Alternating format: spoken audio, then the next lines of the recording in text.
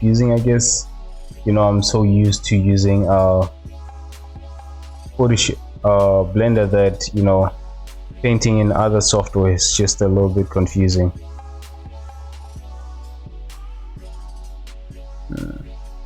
Oh, there it is. Shift, and I was aware that I'd open multiple Blender files.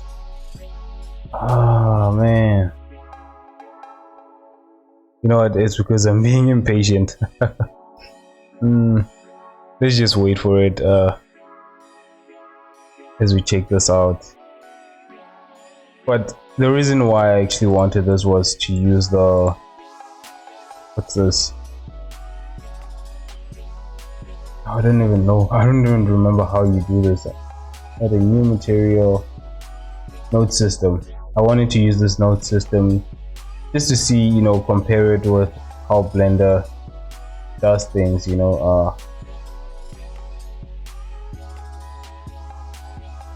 I actually don't even remember how you input some of these. So you have attributes, all these nodes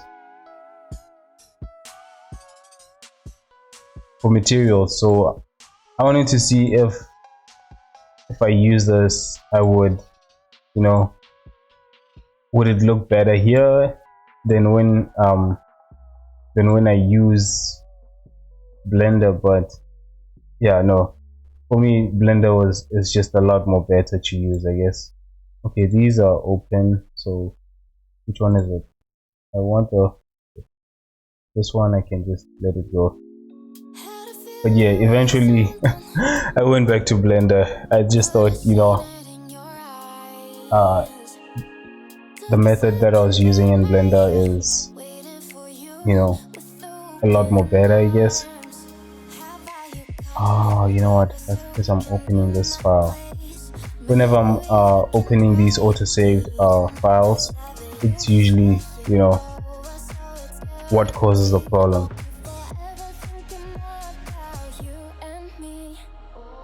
Okay, I'm just gonna close this. It's no wonder it was so slow, because it was opening that file.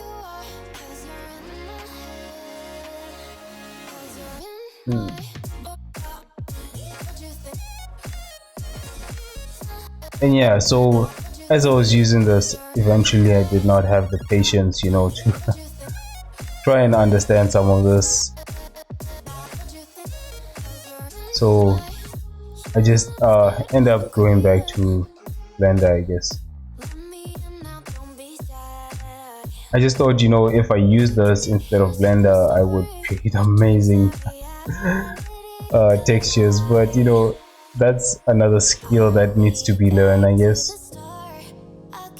Alright, so let's open the proper file.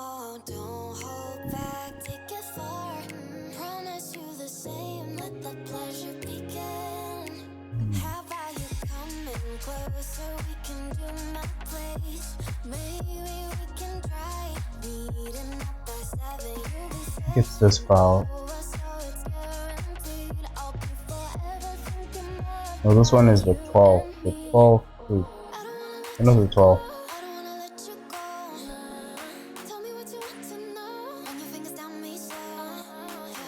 That was on last Wednesday. And no, that's not what I want. I want the one for Monday, and it's this one, but it's gonna be slow. That's the thing. Okay, let's just hope it's not slow and it actually opens the file.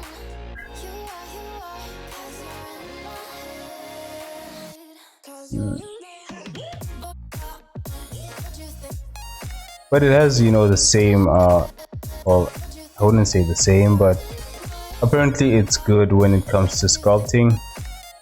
I'm not sure.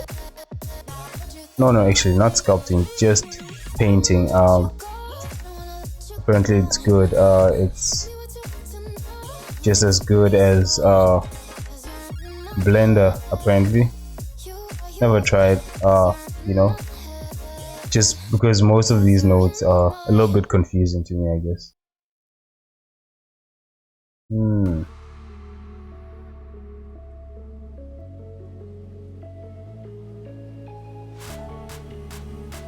Now talking about this website, I actually want to open another Blender while this one waits, so that I don't just linger around, I guess.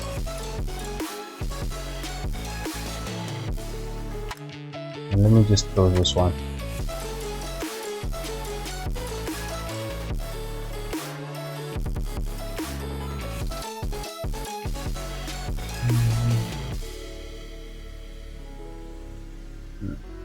You know what I can do actually? Let me close the. Oh shit.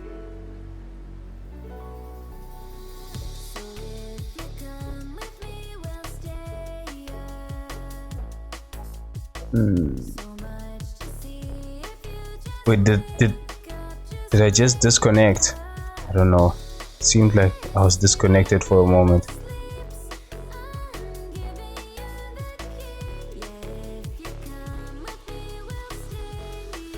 Okay, now both of them are not responding. Interesting.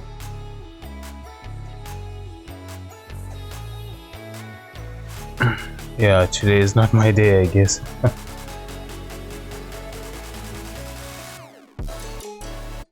And I closed the wrong one actually. Let me just close.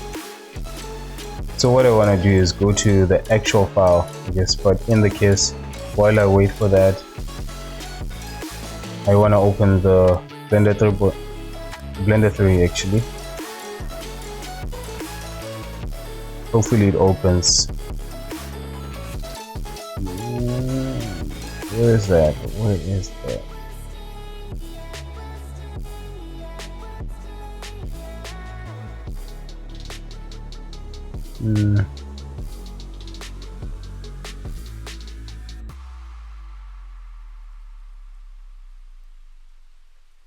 Wait, is this?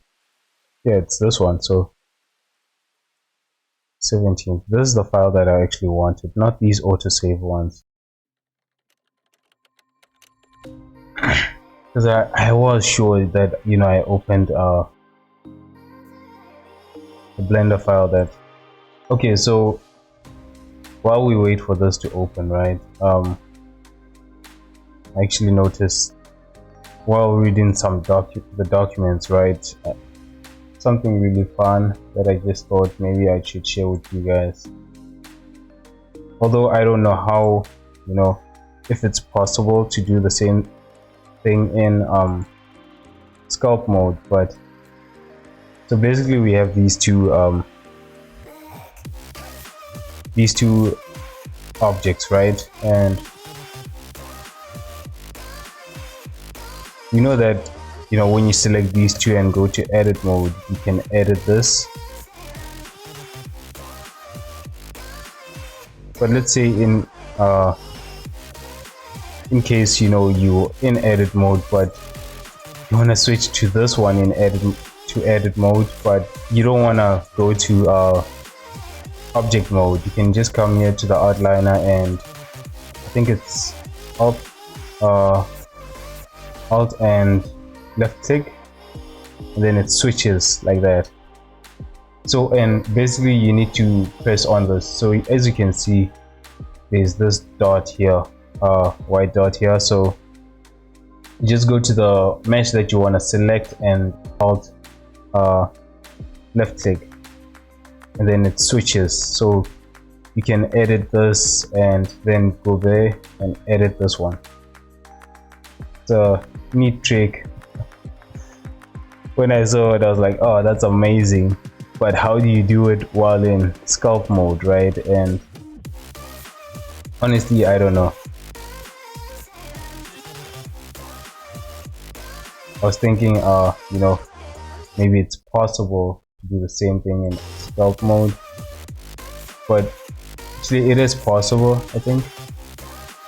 So here I'm moving this one, right? So let's just increase the strength, and I also wanna go to move, grab. So you're moving this one, and then you can move this one. So, but without coming here, because, you know, we want shortcuts, right? we want shortcuts, but how do I activate this command without actually, you know, moving my mouse to this direction and doing that? That would be amazing. Like it's similar to how in ZBrush you just press Alt and Tab on the object and you switch between the two tools, or in this case select objects.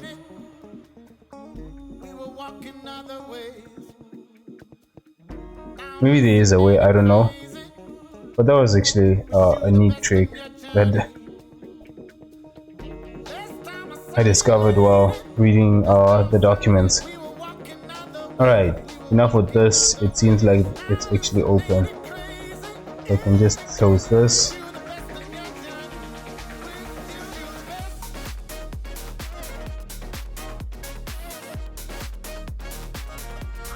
Okay.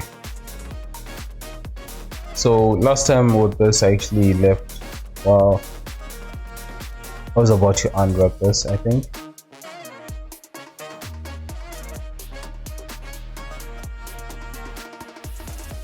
Yeah, I was already, you know, I'd already started with the seams, so yeah.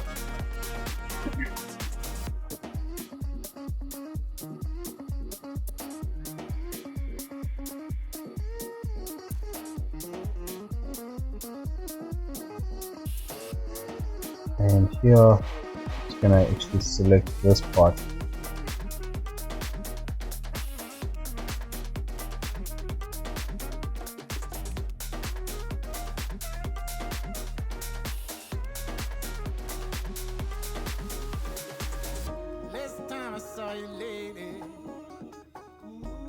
Walking other ways. Now listening and crazy. Some of these I need to create shortcuts, especially mark seams. I just want, you know, just 2 buttons where I can click and mark the seam, I guess, if I ever get the time to make those shortcuts.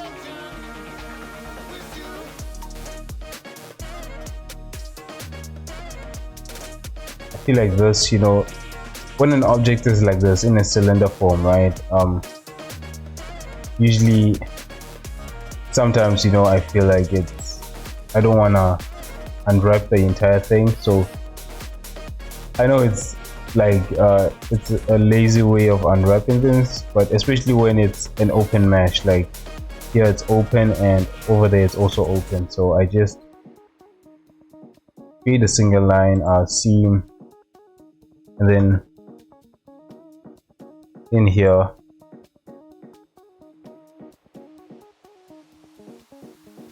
already gives you a nice, you know, well, it's not that nice, but it's not that bad either, I guess. And then you can just pin this and you get this.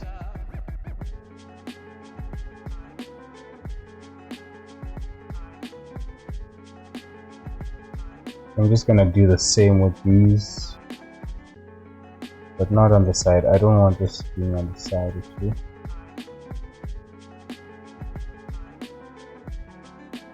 Over here, it's not gonna be visible, so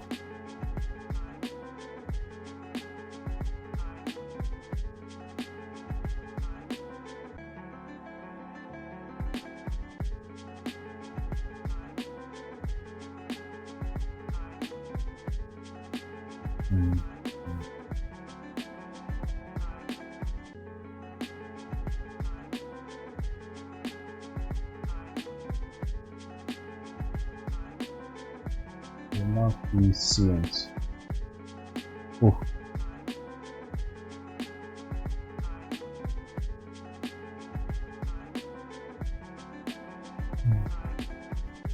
Just a quick way of you know, unwrapping a cylinder, I guess. Cylindrical shape. But in this case, in the case of this one, you know, it's gonna be a little bit difficult, especially over here. You know, this part I usually wanna unwrap it in separate pieces, because if I just leave it as a single object, it'll create stretches, I guess. Which, by the way, I need to add a material here. Oh wait, do I have it? Yeah, I have the grid actually. Just use this and switch to the node, which, by the way, I just pressed shift F3 to switch to the node.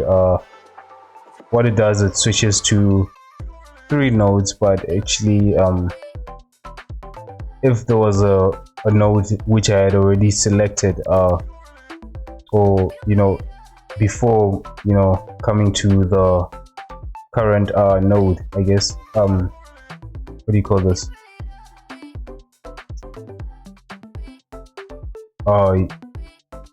so basically, if like I'm here in the UV editor, and yeah, that's what I wanted to say, editor. If there was an editor that I had already selected, right, and then go to the UV editor, by just pressing shift this, it will take me directly back to this one. But if I have all of these selected, then I have to press it a couple of times to get to the right node, I guess. Right editor. Okay, image,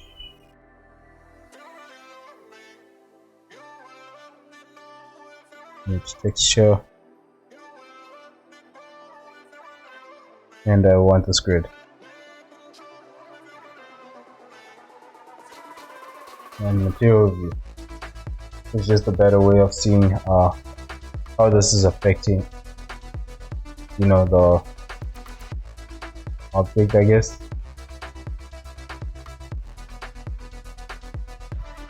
And the shortcut for this, I don't know it. Shift 10.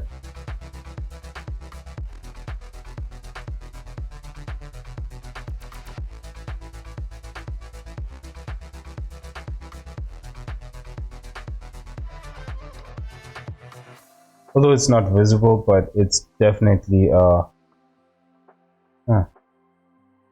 okay. It's definitely stretching over here. I feel like it's stretching.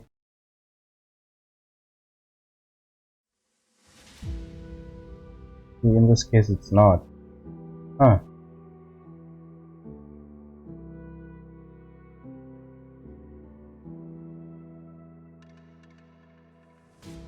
Fingers stained with blood, been grasping all day, losing my touch with reality, driving all day, searching all night, can't seem to focus this double sight. This is a tale. Hey, what's up, Skittles?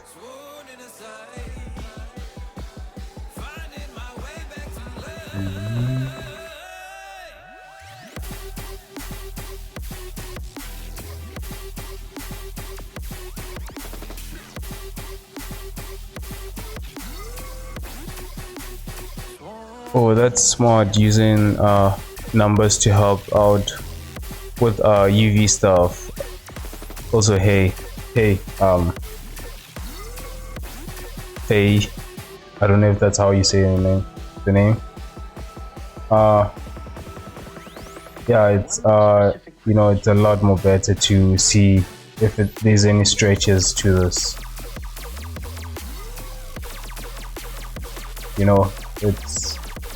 You can see that this part is actually stretching, and this method is it's just clearer, I guess.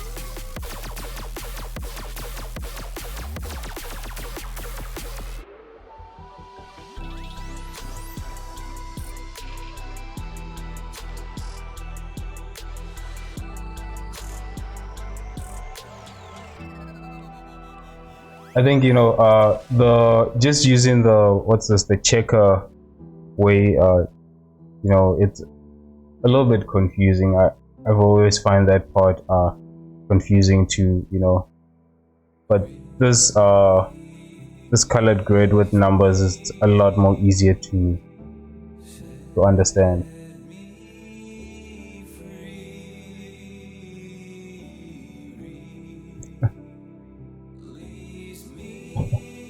No, ask him where you got the idea.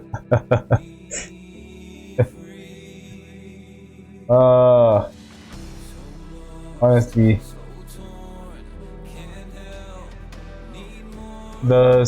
wait, where did I get the idea? I think no, I got it. This method I got it from what's this? From school actually. Back when I was in uni. They although this blender already comes with a grid, but we used to download these grids and then just use them to view the UVs, I guess.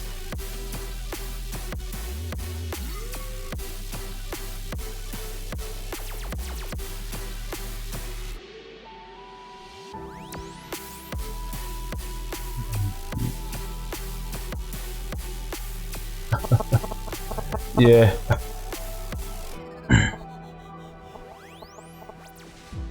How do you unwrap? Do you also use the similar method, or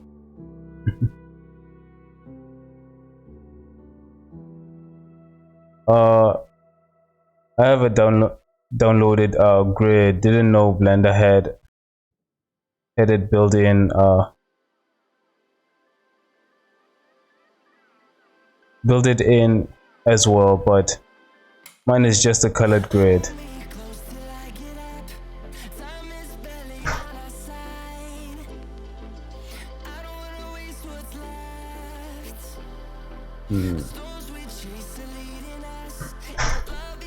I told you to use that one because it's easy and fast,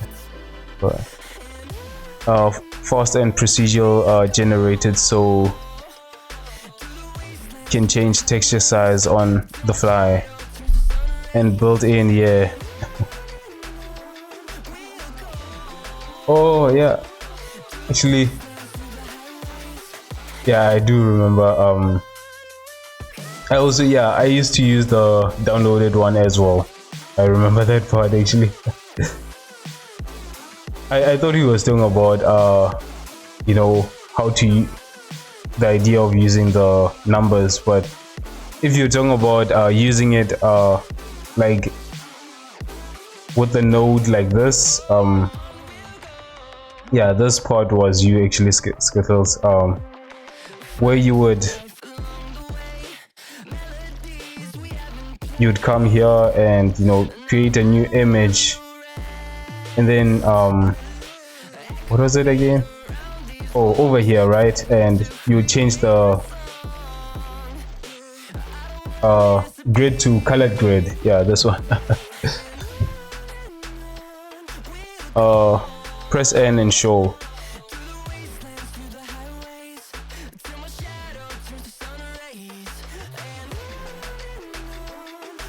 What do you mean press N and show?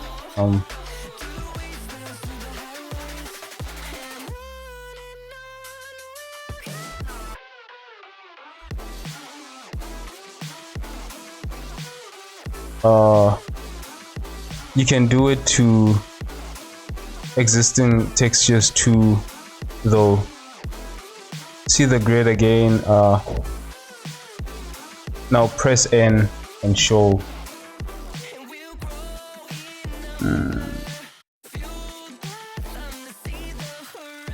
Press N and show. Oh yeah.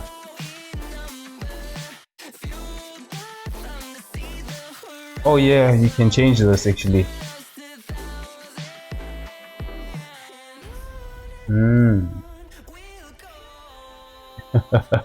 Yeah.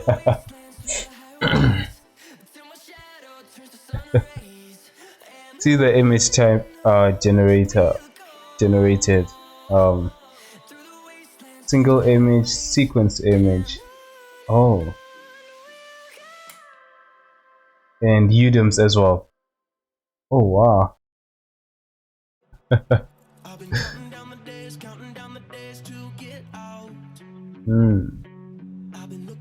So you can actually change those, like if you only made a single image, you can change it to UDIM tiles. Oh, I was actually not aware of this.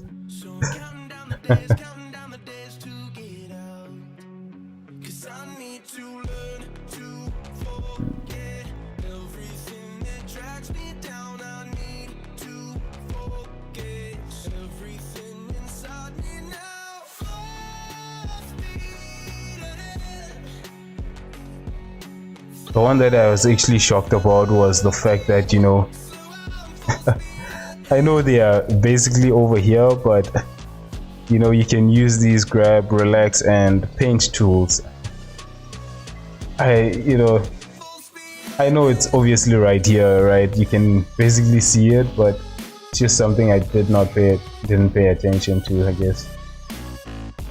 When you said it that other day, I was like, oh shit. You know, because I was using proportional editing for that, actually, to move around, I guess.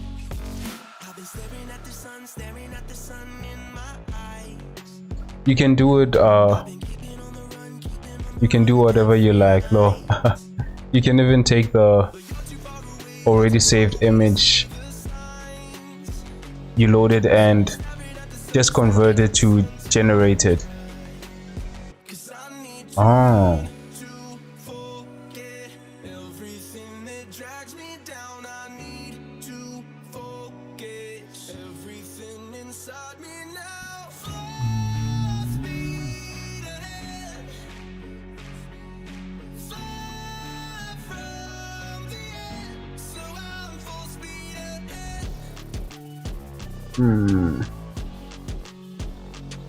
Like if you bake it and save the texture and then you want to use the generated texture again.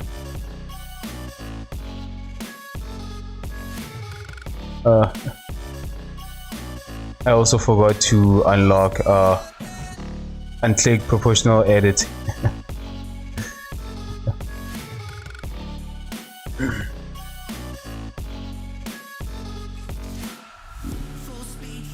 What were you creating? Like, did you accidentally move things while proportional editing was on, or what?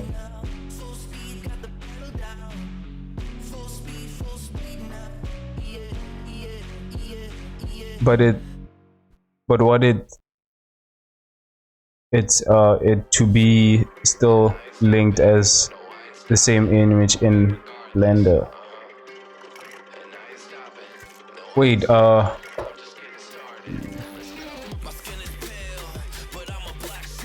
like if you bake and save texture, then you want to use generated texture again.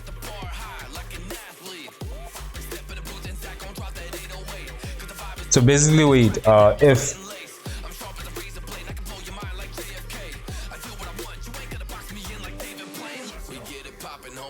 when you change it back to generated texture, will that like solve that problem with pixelated images, or what? I'm trying to understand what, you know, if you change it back to generated image, what exactly will it do to the image?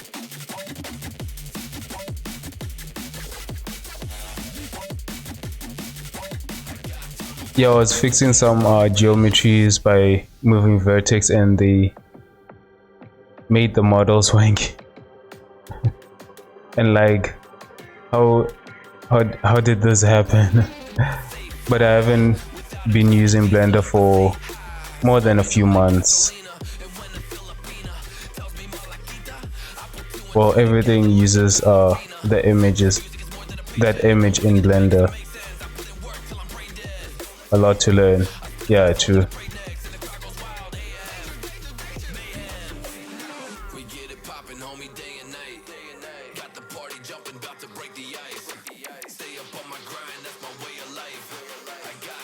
Yeah, basically, I know the documents are, you know, nobody wants to read them, but if you want to learn a lot, but with Blender, um, not just only watching tutorials, but also going through the documents will help a lot. I feel, you know, just using the two methods, I guess, and everything that it. Okay, wait.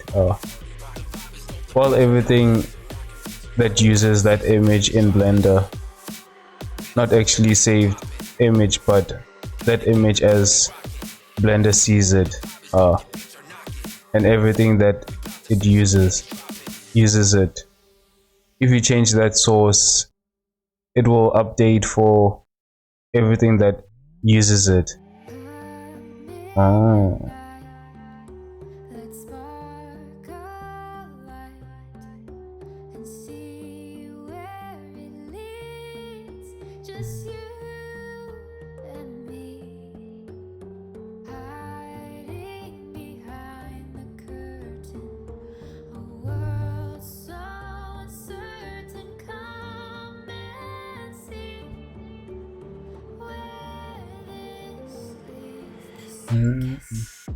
Yeah, I definitely, you know, unwrapping is one part I actually don't like, and eventually I'm gonna have to get a, what's this, an add-on, because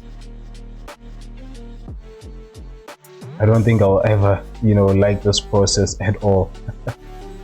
I know there are people, you know, who actually like it, but no, in my case, it's a nightmare, I guess.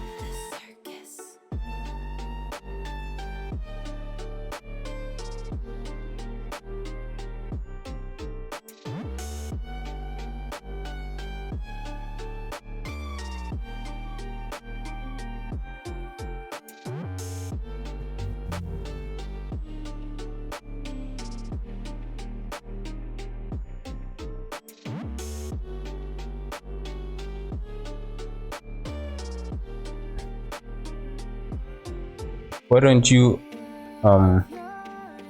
unwrap before linking duplicates?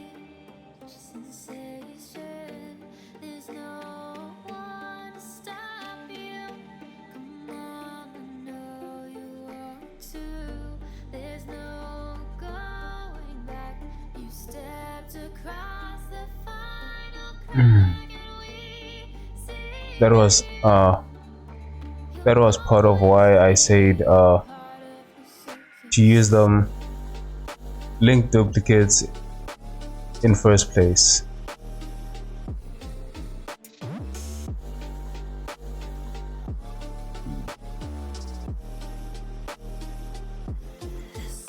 Oh shit.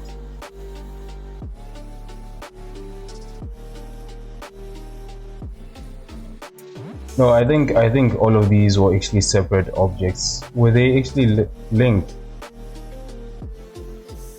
I don't remember. Yeah, some of them were actually linked. Oh shit.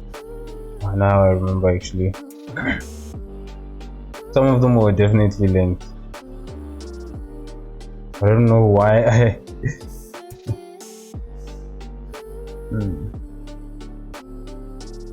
So basically when you unwrap one, then all of them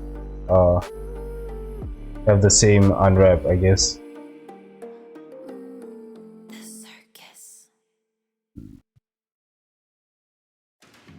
If you unwrap one, unwrap all of them. Yeah. They are at one point just scaled differently, but yeah, that's part of the reason. So to make UV mapping faster.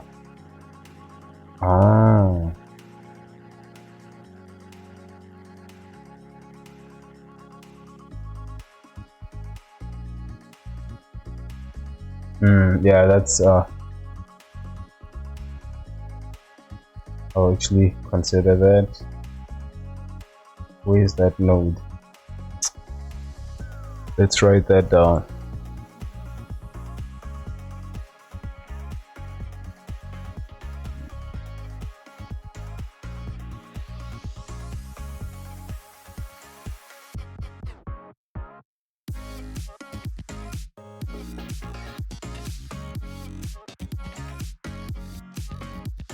Okay,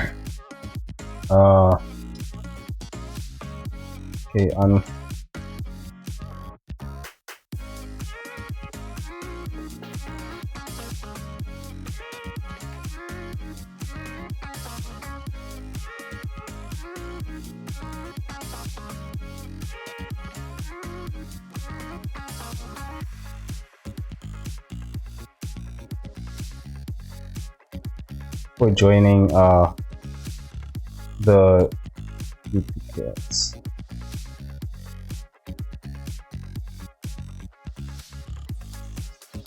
That's actually it will be a lot more helpful. But there's some more tricks. The best single thing I can do for good unwrapping is place the seam carefully.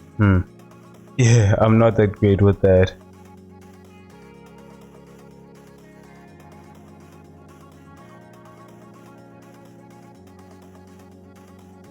Select one of the seam. Okay, one of the existing seams. Okay, like this one.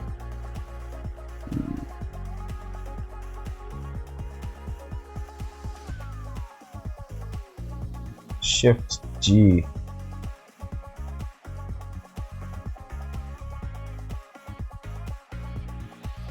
Shift G and then face angle.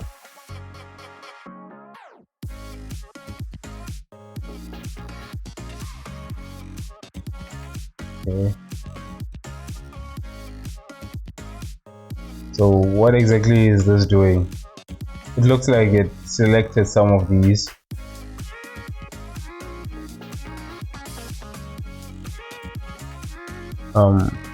I'm reading on what people say about unwrapping on Reddit.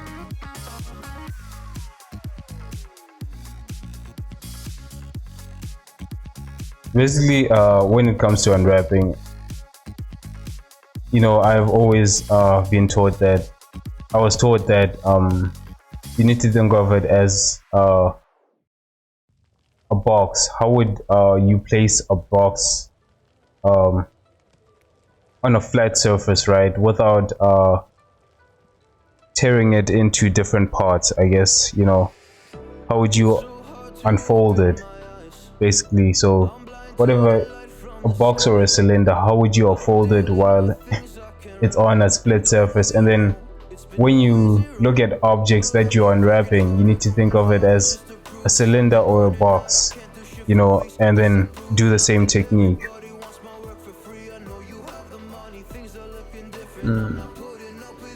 See what is selected. It should have selected one the same. No, actually it's not.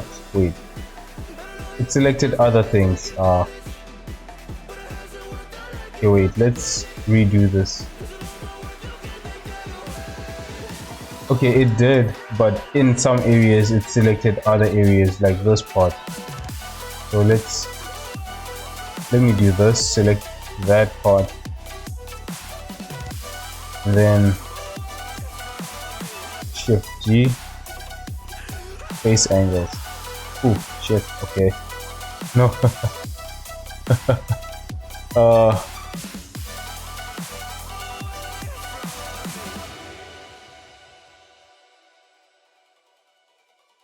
Don't click. The bottom left expands the tools. Yeah. Just imagine how clothes are made. Yeah. It has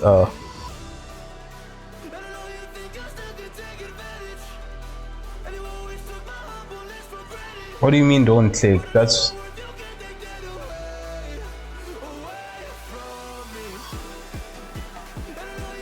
so start again.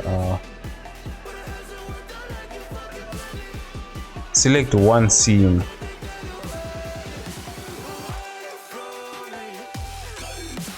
Okay, this is selected, right? And then Shift G, then face. What do you mean don't click?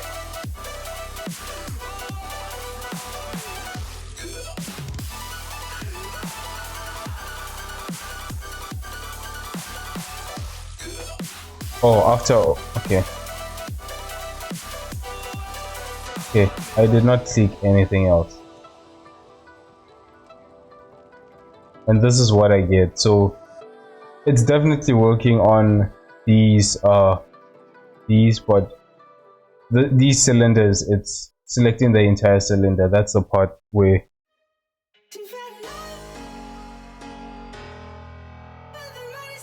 after, look at the bottom left.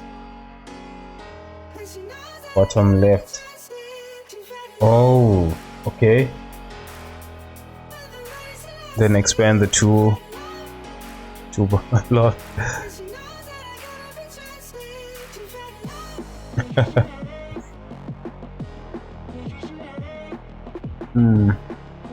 Okay, so we got equal, less, greater. Yes. And then we have angle types. So okay, these are basically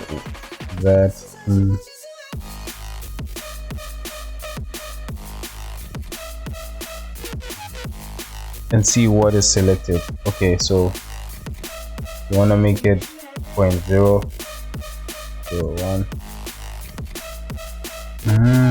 Okay. Now to remove the other part. Oh, okay.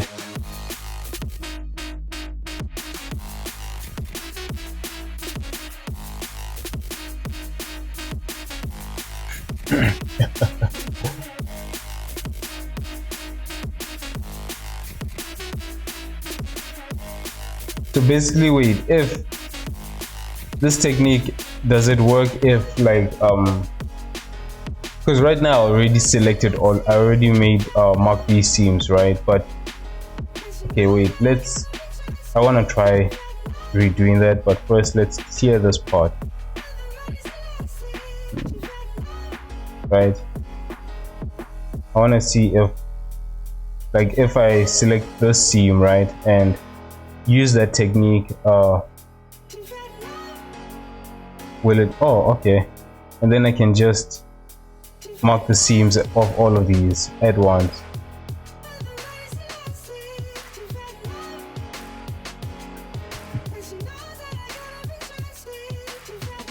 Now mark the seams. Oh okay, yeah. Okay.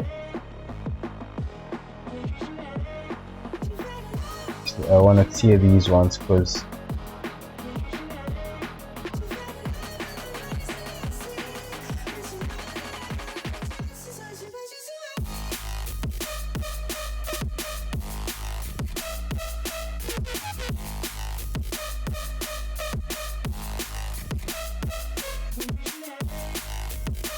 how does it okay, wait, I'm missing out on the chat. It has selected all those same angles, so yeah, you don't have to manually select the same section of each mark. You can use Shift G to select similar parts and mark the seams of seams on all similar. But yes, you have to be careful what it selects and how.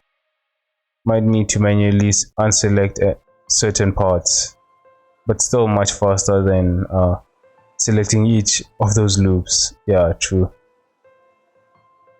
It won't work always. Like in this case. Yeah, that's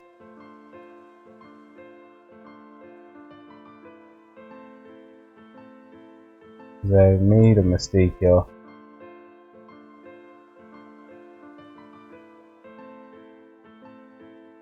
Does this like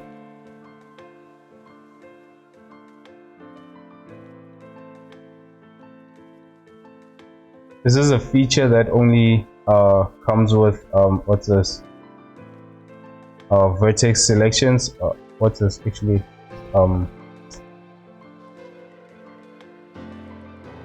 edge selections, or can I also do it with face selections?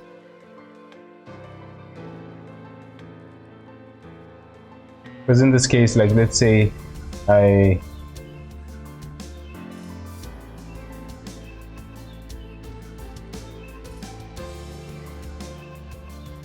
So let's say wait, let me just hide these first. Whoa.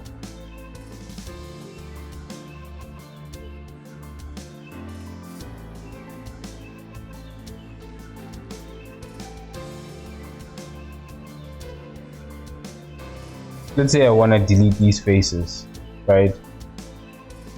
So I can actually use a similar technique, or is it only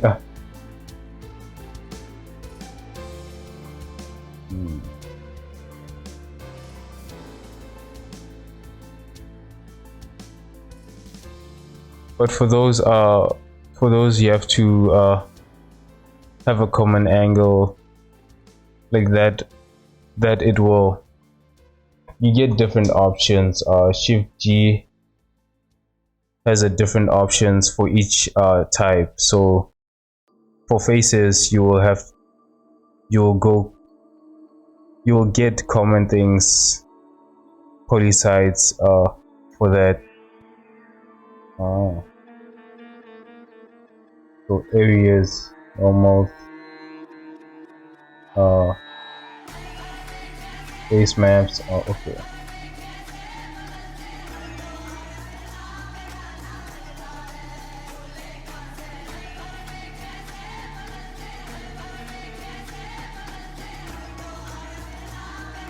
Area.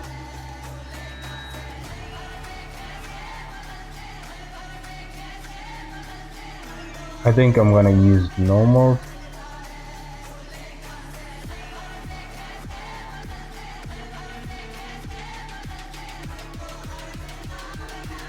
Flat and smooth. Okay, let's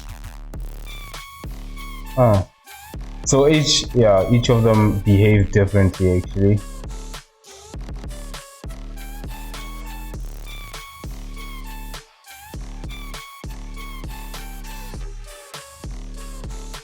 And then polyside. Okay.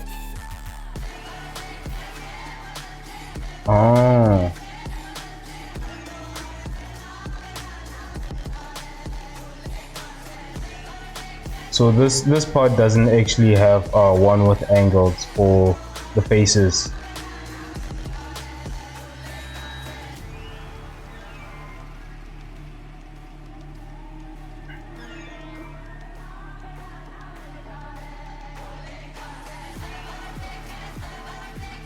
Sorry, I typed two different posts. Try polygon sides. Yeah, it's an angle on with yeah. So it only take one with the similar sides, I guess. Okay. And I can also do the same here. Okay, but these two have the same side, so I don't know why it wasn't working.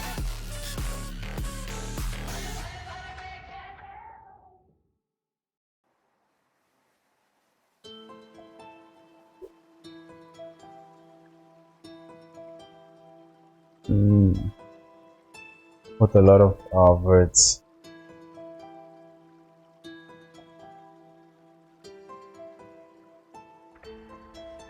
Okay.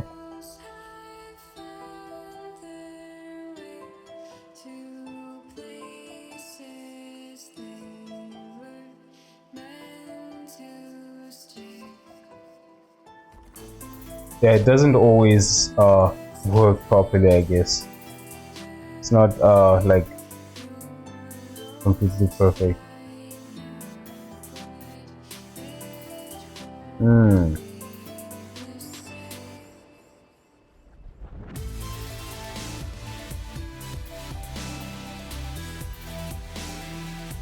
75, 74.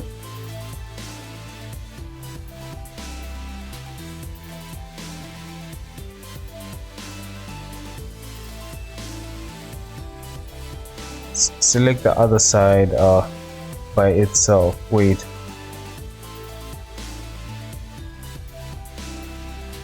Are you using 75 degrees? Select the other side. by itself. I don't understand what you said. The one that did not work by selecting common polygons. Okay. Oh wait, you mean the ones that I deleted over here? When I selected this, right, it selected this side, but it did not select these two. That's the part that was confusing. Let's see that. So it's selecting this, but it's not selecting these two.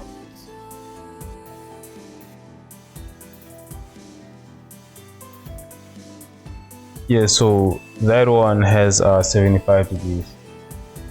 This one, how do you even see that?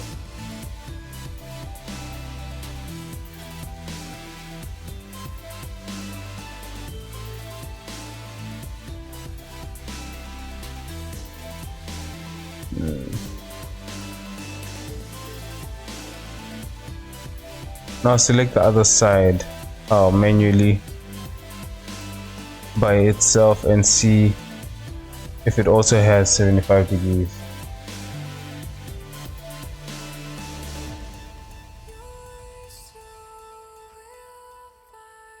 Wait, I'm a little bit confused.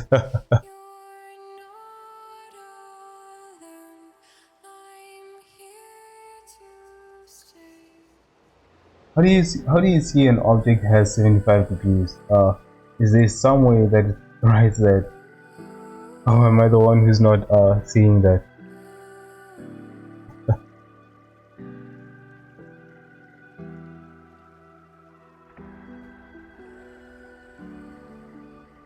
Deselect everything. Okay, everything is deselected.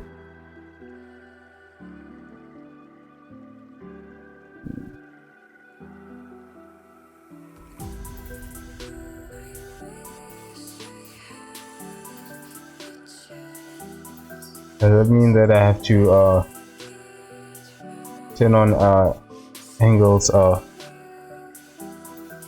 overlay? Select only two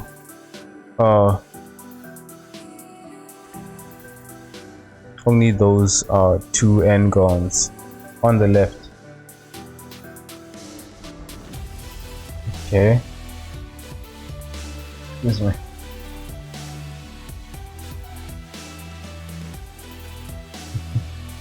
No, just listen.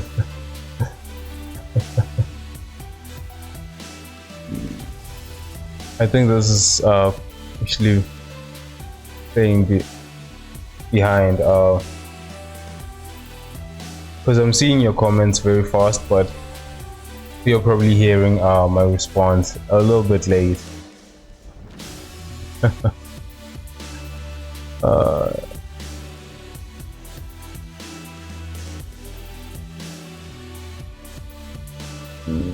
Yes, this. Yeah, they don't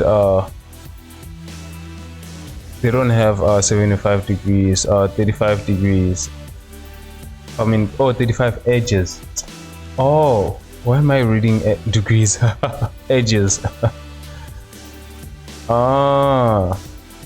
See the top left where it says edges.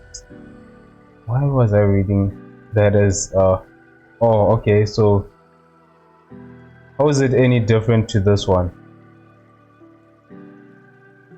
Oh, okay, that's 37 and this one is 38.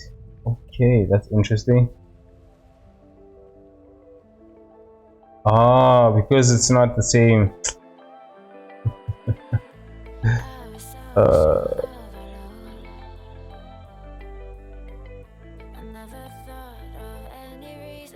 Yeah, the one on the left has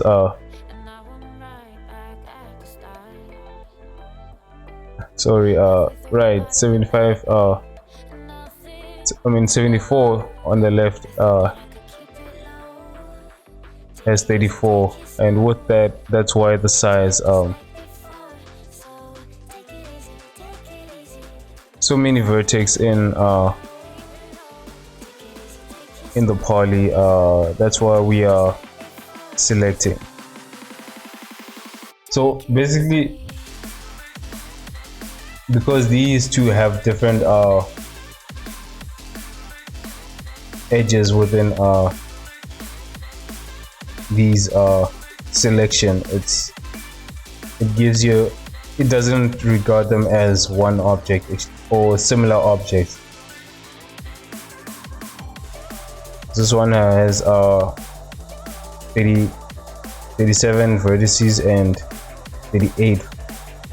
Why is that? Oh, that is why. Interesting.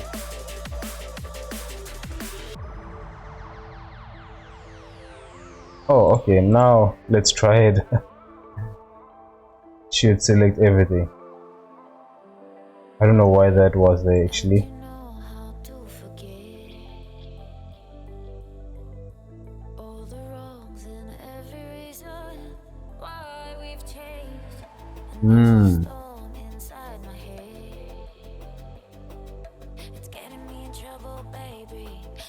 Shift G and select similar. Just select similar. Yeah, that's, yeah. We are selecting similar by polygon sides, how many sides vertex selection has. I was actually not aware of this. Shift G.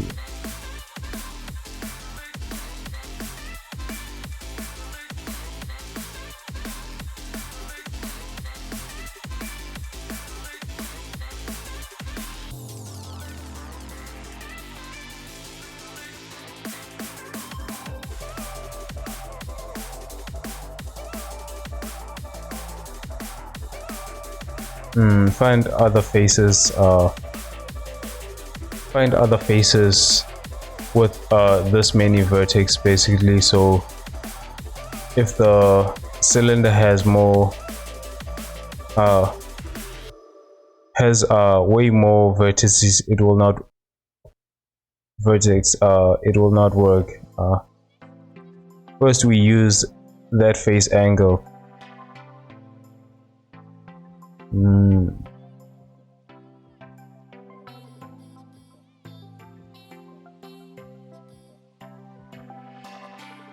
That means these ones also don't have the same what do you call this?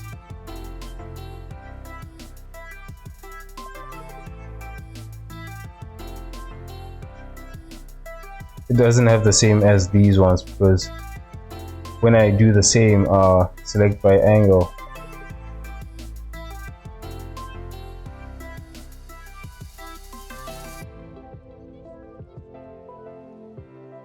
it does not select the same, I guess. It selects the entire thing.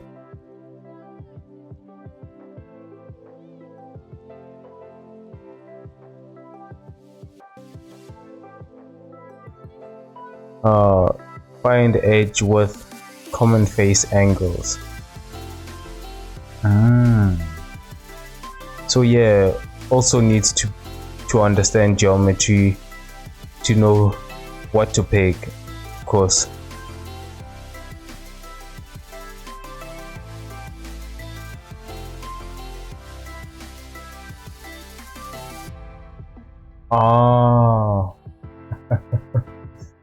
Okay. I see it. That is why it's selecting. Okay,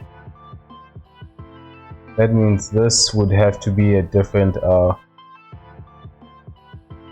thing in order to get this side to work, because since I selected a quad, then it's taking all these.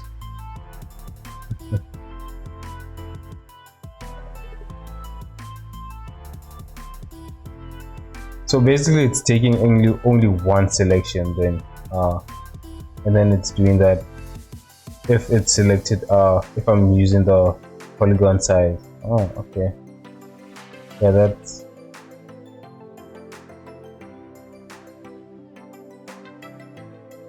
if you select the quad, then ask it to find and select all the quads. It will select like the everything, since everything is normal quads law. It takes all of them. Yeah.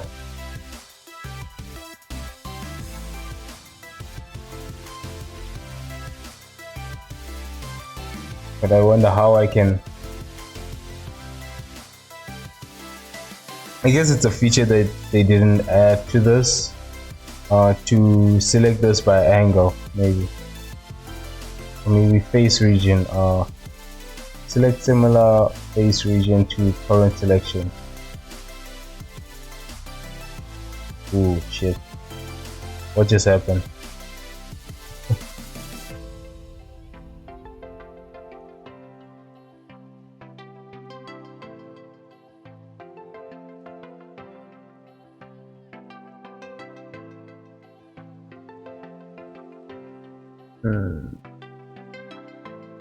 So if you select one quad and one triangle, it will find all the quads and all the triangles. Oh.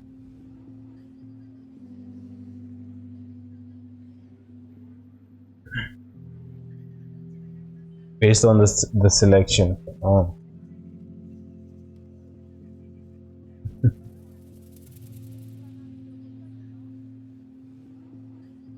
Blender thinking hard about this this one. Yeah.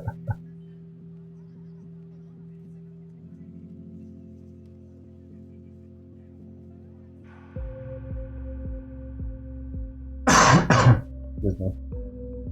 Lord.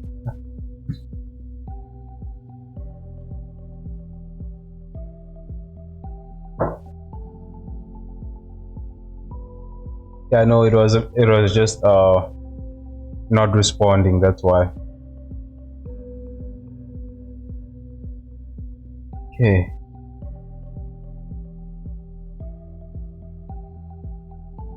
So then is there a a workaround this part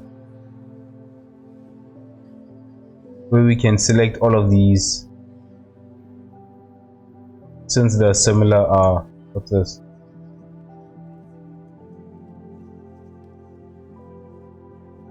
Selection.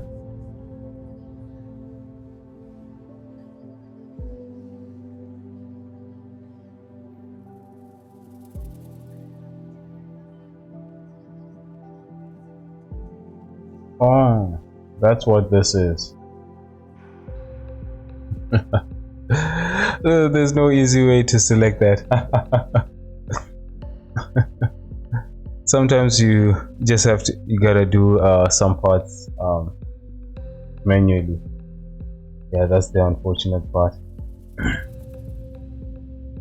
Okay, I'm just gonna select these. Try and make this a lot more faster.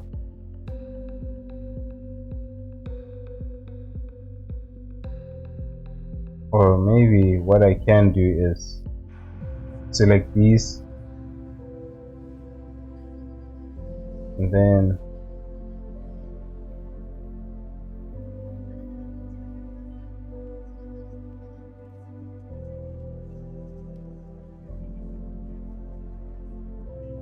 I thought I had figured it out.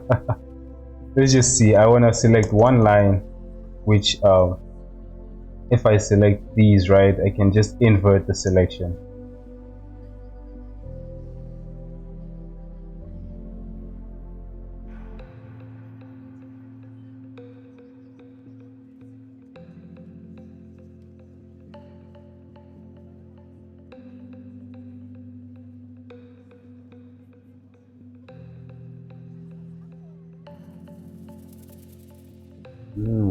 Okay, seems like not all of it.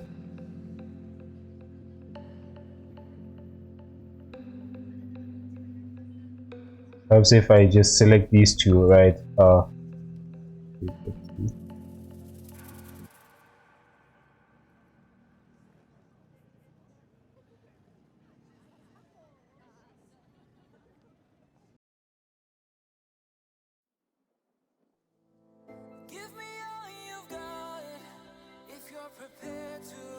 Right, okay.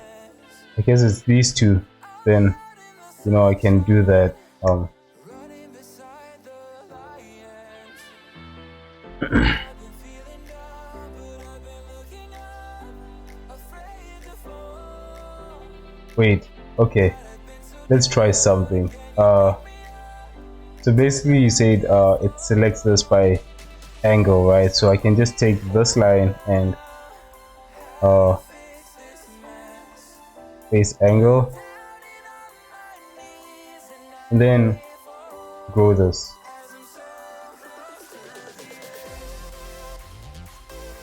Oh shit. So we did find a workaround this. Then I can, oh fuck, okay, wait. Turn this and then invert that. And then delete.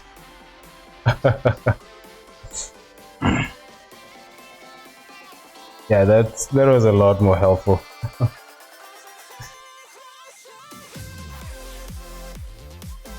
And then I can just select these ones and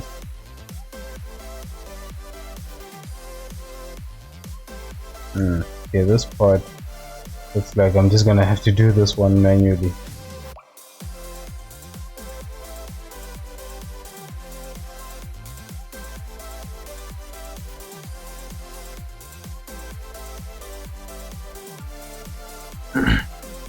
We are learning.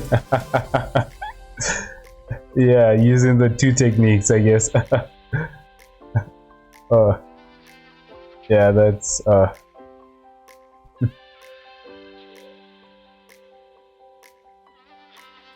okay, then mark seams. How to fix this mess. I'm down and on my knees, and You're getting ideas though. Yeah, have to think in strange ways to combine selection methods. Yeah.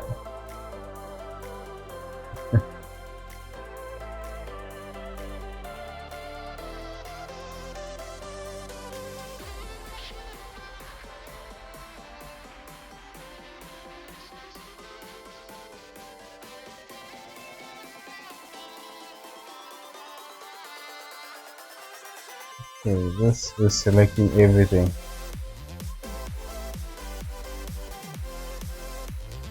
I guess yeah, not it's not gonna work every time. Oh, it's also selecting the inside as well.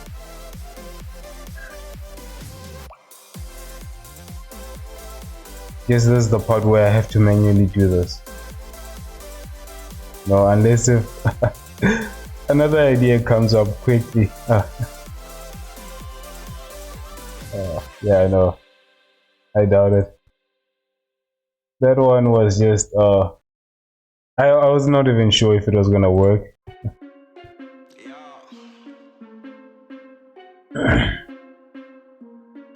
But it was worth a try, I guess. And it definitely worked.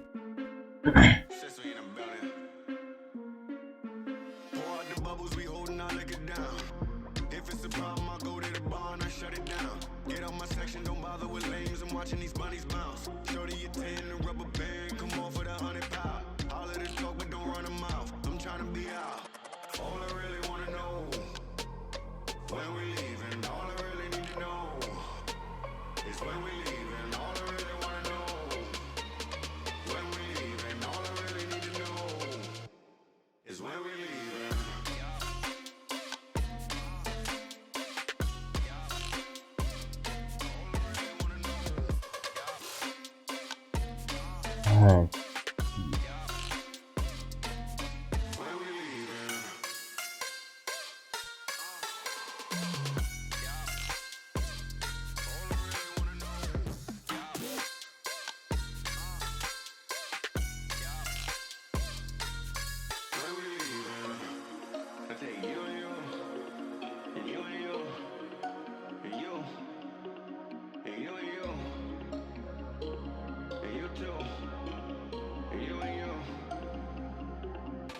This money we partying. Pick it up. Too many bottles we bodying. It ain't enough. Give me the check. I give them the plastic. Don't gotta flex. I know Yo, what you you asking. You need a You know, I've been downloading Unity for what, not Unity, Unreal for quite some time. It's, why does it take so much space? Like, uh you know, it told me to, what's this, to have about 50 megabytes of space empty in order to download it. So yeah, that's a lot, especially since it's not because games do that, but since it's the software, I was actually shocked. Not megabytes, gigabytes. Oh.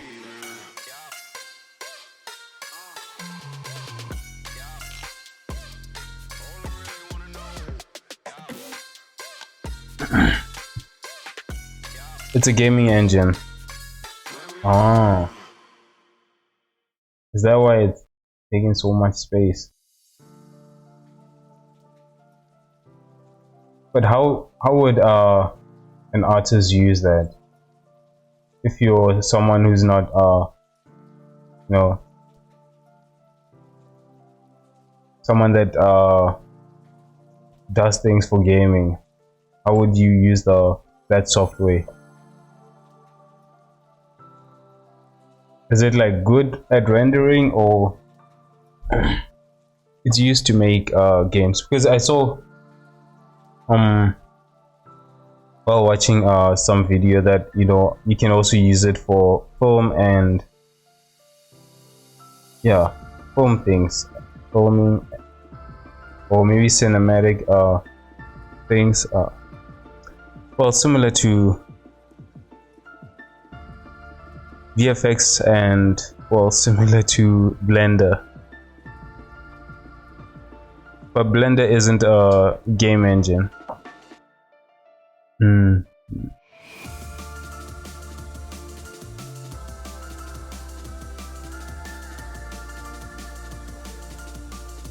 It's just a game asset design or VFX.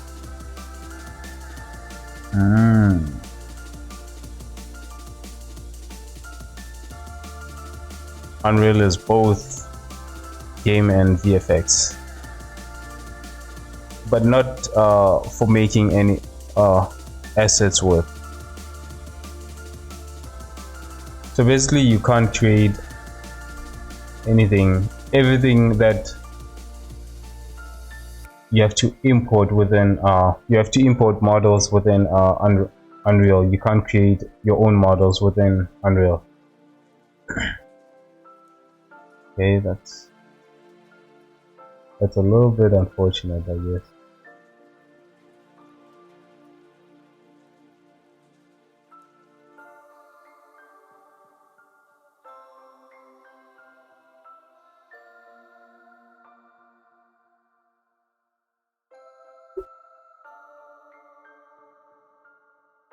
I thought, you know, when I know this artist that actually, well, I don't know him, but personally, but I follow him on ArtStation, and most of his work is amazing, right? So I assume that everything that he did, right, was done in Unreal, because he would have all these characters, and then on the side he would show that he used Unreal for this, but he doesn't show any other software that he used to create the characters. So I always assumed, you know, that those characters were done in Unreal, I guess. But not for making assets. So you would use it because it's more optimized and more powerful. Unreal has much better real-time features. Now, different product and solutions, they do have some overlaps.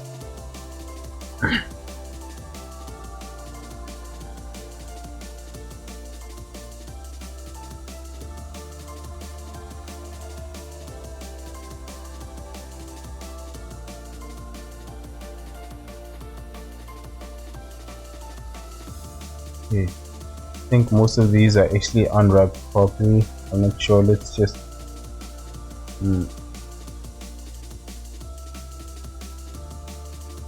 forgot the shortcut to unwrap.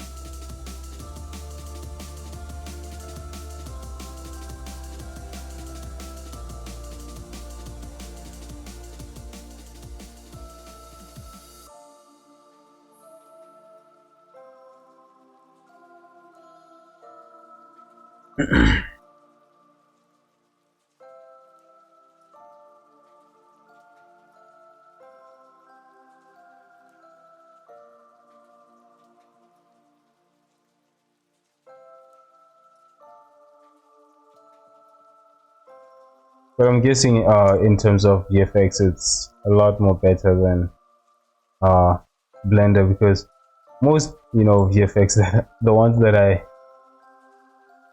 I feel like I'm confident in doing would have to be what's this, creating models and then just having them move around, animating them, to create a VFX effect.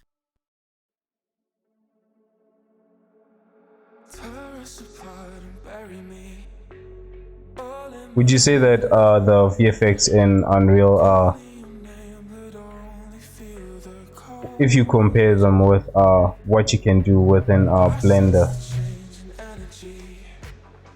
is it a lot more better? Or I know Blender is still it's not as powerful with other things, but it's still really good.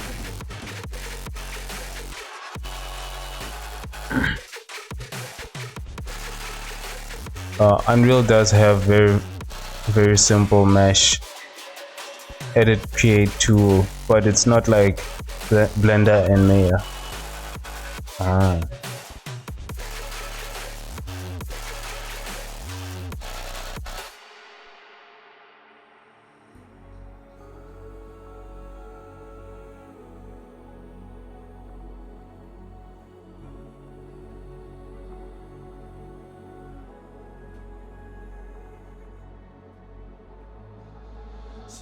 Okay, this is tight. We need a, you know what I can do. Still haven't made this average island scale, so let's just do that first.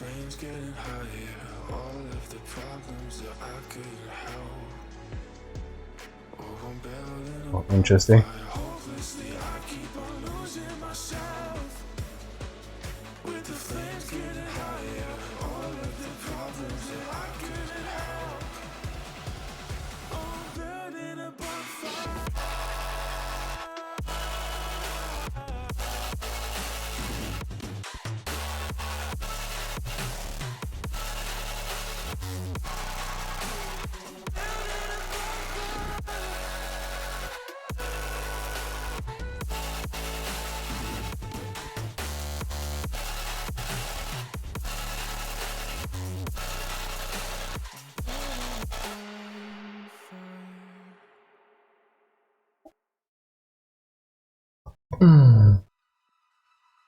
Its primary purpose is to run games and render VFX.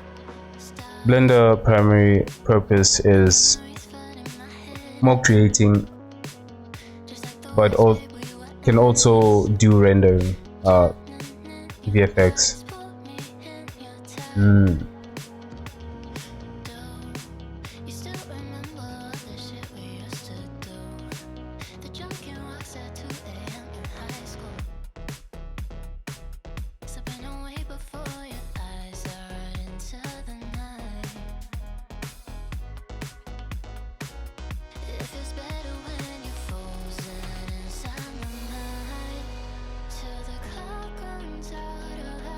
I don't understand. Where's this coming from?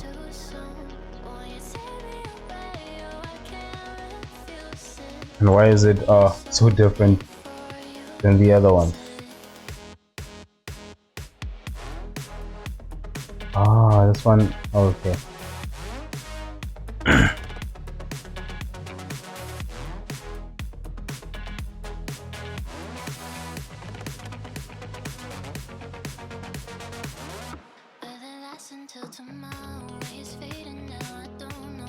This is the only part that is overlapping, and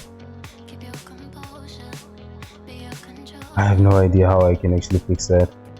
First, let's just work with this, seeing these areas.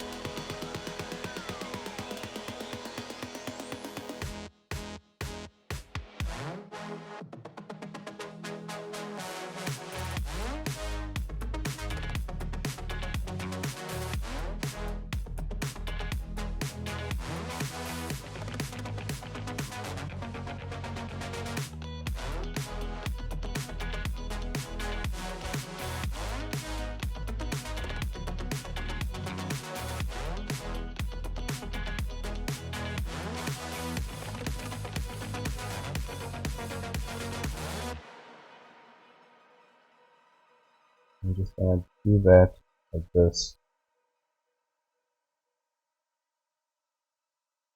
I'm having a hard time getting this right.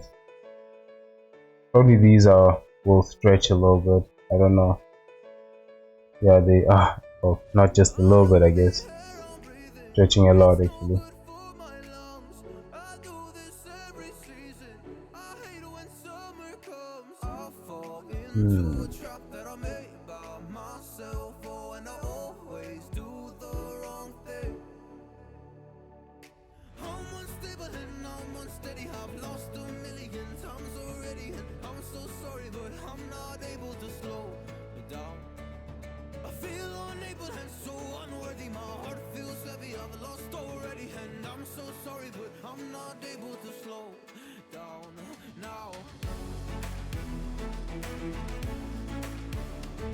Yeah, looks like some of these I'm just gonna have to do it manually. Let's just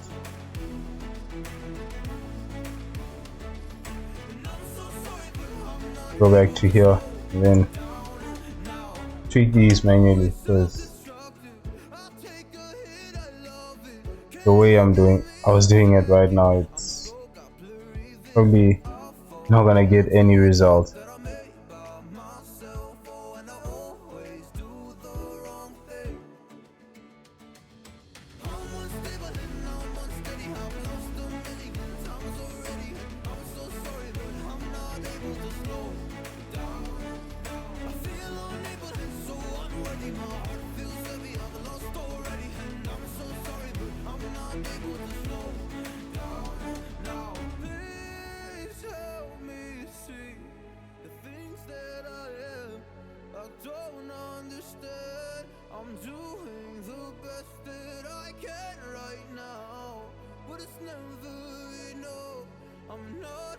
Are you creating any personal projects right now that you're working on, Skittles?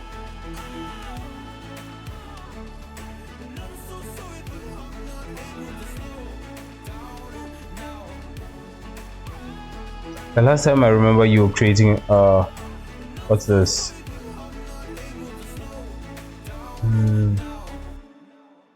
That wheel thing, the procedural what's this? Using geometry node to study how to create the tire. I remember that project you were working on actually. Did you ever manage to complete it?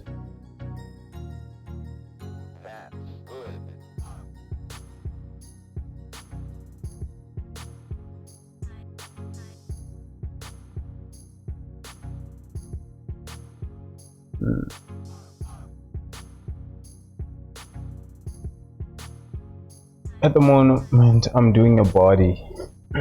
You're sculpting it?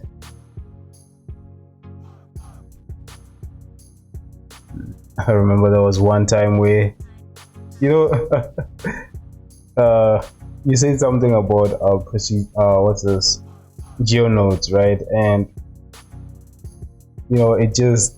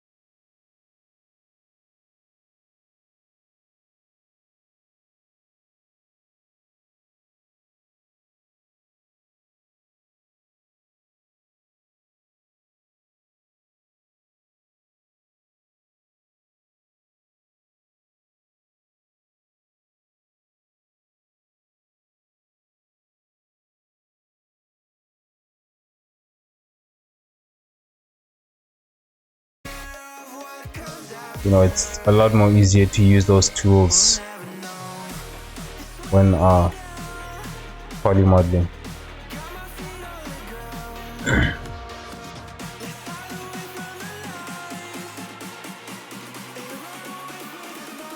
Yeah, that's, you know, that's the reason why I didn't even you know, as soon as I thought of the idea of, you know, learning GeoNodes, that's when it came to me. I was like, oh, okay. I know it's not gonna be easy, so I might as well postpone it for a later time. You know, the part where once I get to an what's this, a point where I feel like I'm confident with you know, creating characters without any reference, then maybe I can actually try it using GeoNodes. But yeah, that What am I appending?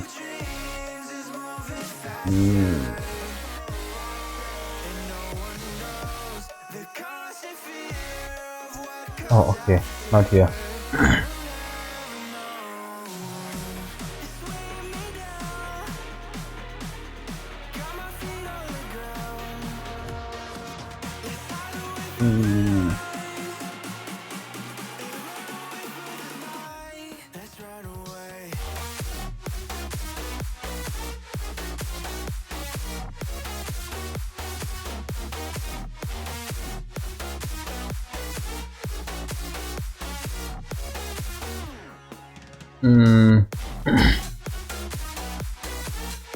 Most likely in edit mode, just but often just jump into sculpt to smooth things or adjust big areas. There is other things you can use GeoNodes for though, with characters. Like what?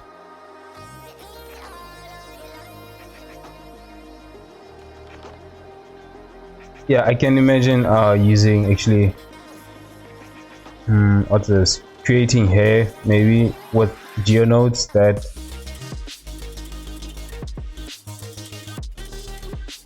That is an option, I guess.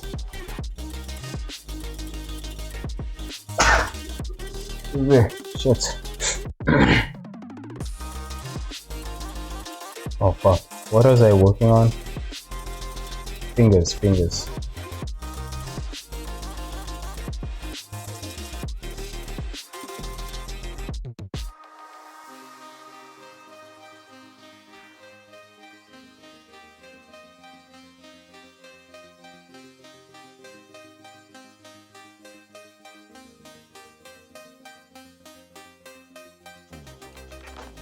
The thing you're thinking of is just one major thing you can dot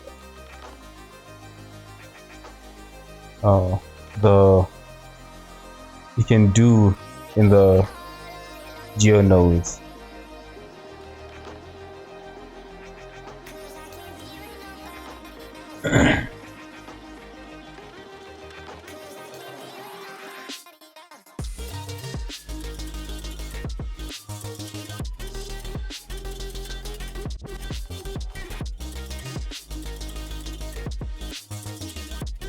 But it will only work in, okay, wait. Well, you do remember I showed you that bevel node. Oh yeah, but it only works in cycles. Oh, you can also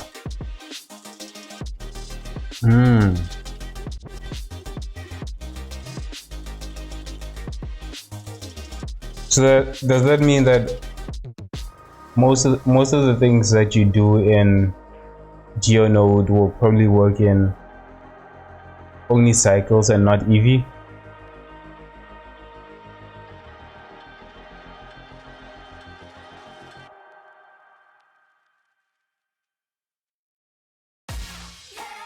Well, yeah, GeoNodes would let you extract that and other information.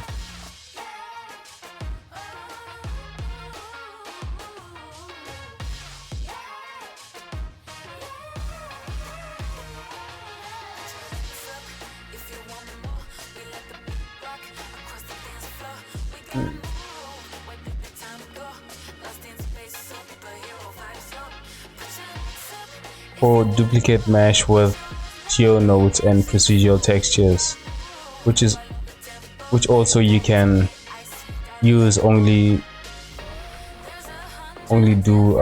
can usually do with cycles.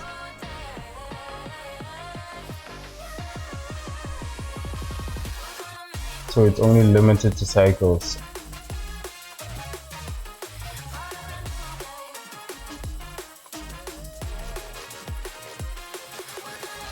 I'm sure like there's a way that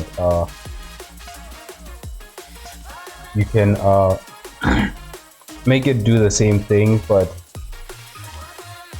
then redirect it to EV maybe.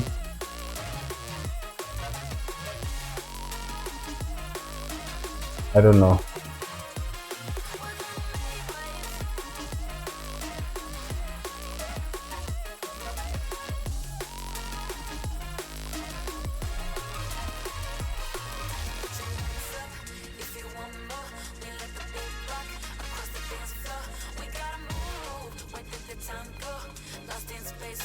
Oh, you read wrong. Lord. Display smash, not duplicate. Oh, display smash with geonode and procedural textures. Oh.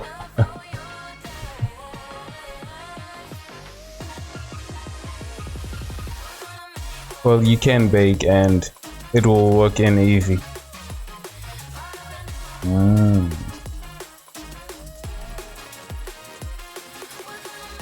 Eevee can do displacement, but you have to use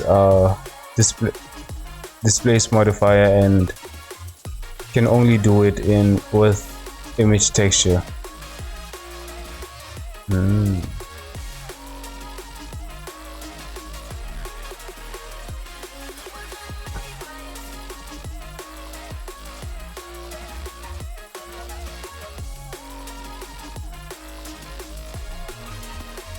Okay, this file is the finger.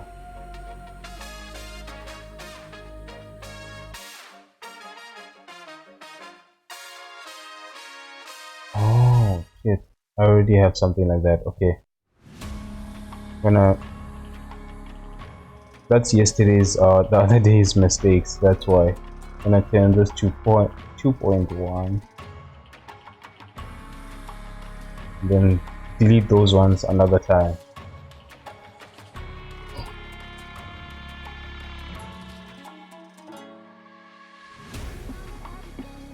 You can extract other informations to use it to generate detailed maps. Use it for hair, yes.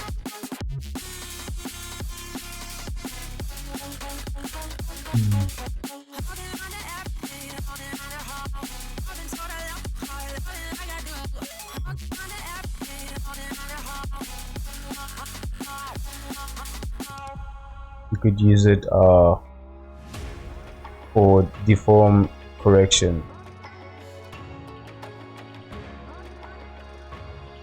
Forming correction. Yeah, that's just trying to imagine this deforming corrections.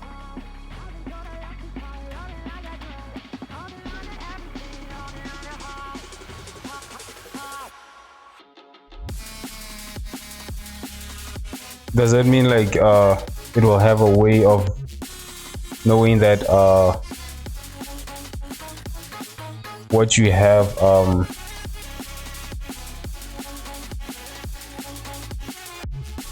whatever the object is not. I'm just trying to understand how it will, you know, know how a certain deformation or is not, you know, correctly. I guess maybe that's another topic for another time. I'll just search on that actually. If you know how to program with nodes, then it doesn't know. So basically you have to find a way to tell it. Yeah, I assume that, and I'm guessing that's not an easy process. That's why it's so hard, Lord. You know, I remember there was someone that actually simplified geonodes. Wait, I don't know if I saved that somewhere. Let me just check. But I remember they say that whenever you're doing geonodes, you should only think of it in 3 parts, I think. Let's just look for that.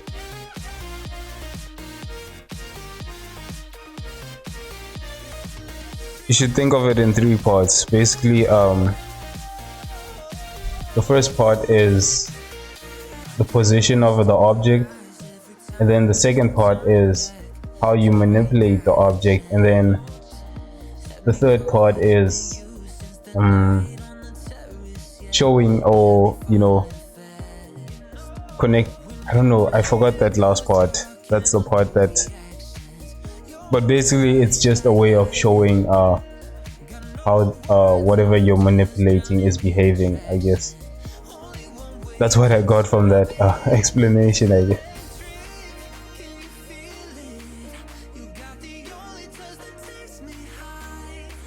You can do very simple thing with it too. Actually, I did. Actually, the one that I did was let me show you it. Let's get out of this. Anyways, I'm gonna end the stream after here, but I just want to show you this. It's a very simple, just moving things around, I guess.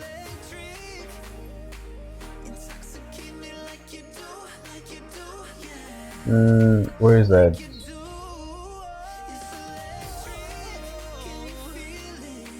I lost that. Okay. The logo. Yeah, this was me messing around with your nodes and creating this effect.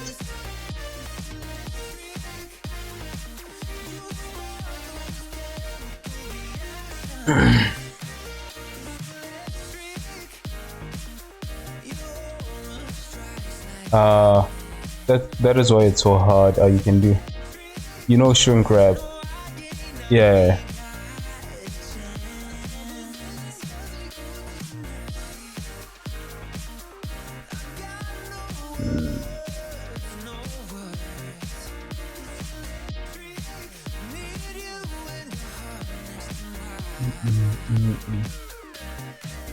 And this was actually a fun thing to do. I'm actually gonna use this for. I still need to add a little bit to it, but it's definitely gonna be an intro some way. So yeah, in this case, that one was, I was testing it for YouTube videos, I guess.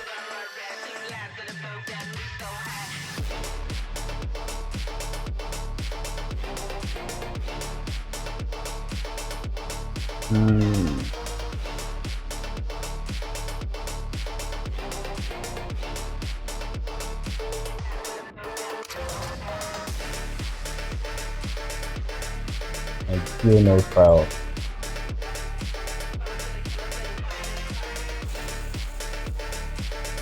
Right.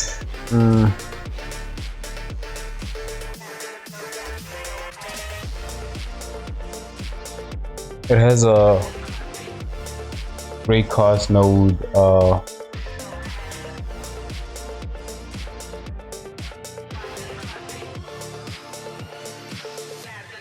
Shrink wrap, it has a raycast node which has similar things, but you can get more information, like find out the distance to surface. If raycast is a hit, then add more logic, or like use it for complex mixing of vertice groups.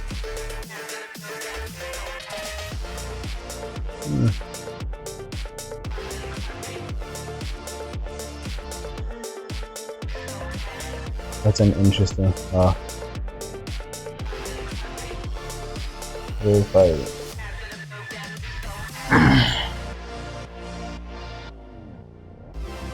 Right. Okay guys, I'm actually gonna end the stream right here because I still shit. I need to do some other things. Anyways, guys, thanks for the chat and thanks for joining. Next stream will be on Friday, same time. So see you then, I guess. All